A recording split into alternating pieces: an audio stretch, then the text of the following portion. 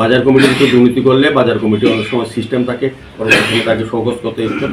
আমাদের এখান থেকে বিষয় নেই, কিন্তু আমি স্পষ্ট বলে দিলাম, এখানে যে আরও কারোর বিরুদ্ধে যদি তোলাবাজি বা ব্যবসায়ীদের বিরুদ্ধে কাজ করা বা ব্যবসায়ীদের সহযোগিতা না করে এরকম যদি অভিযোগ আসে, আমি কিন্তু সঙ্গে সঙ্গে কাউকে জিজ্ঞেস করার দরকার নেই, অ্যাডভাইজারি কমিটি তার সঙ্গে বসে আমি কিন্তু ব্যবস্থা গ্রহণ করব। সেক্ষেত্রে আমি কারোর কথা শুনবো না।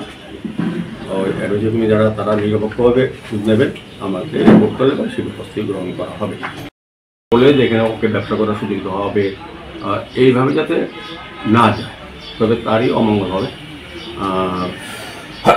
বাজারে প্রকৃত ভোটার লিস্ট আমি আবারও বলি, যাদের ব্যবসা এখানে করেন সে রাজনৈতিক দলের হলে প্রভাব কাটিয়ে মণ্ডল সভাপতিকে ধরে, আমাকে ধরে বা কর্পোরেটর মহাদেবকে ধরে যে নাম লেখানো নতুনভাবে বা পুরনো গর্ভবতী এতদিন ধরে তৈরি নেই, এখন এটা বয়ান দেওয়ার পর তারা চেষ্টা করবেন, কিন্তু কোনো সুযোগ তৈরি এবং ট্রেড লাইসেন্স কর্পোরেশনকে আমাদের রেকর্ড আছে।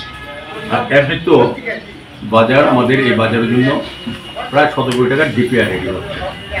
আগরতলা শহরের প্রায় বাজারগুলিকে, এর মধ্যে দুর্গাপুর বাজারকে, যেহেতু আমি এলাকার বিধায়ক, আমাদের মুখ্যমন্ত্রীর সঙ্গে একটা মিটিং হয়েছে উচ্চ পর্যায়ে।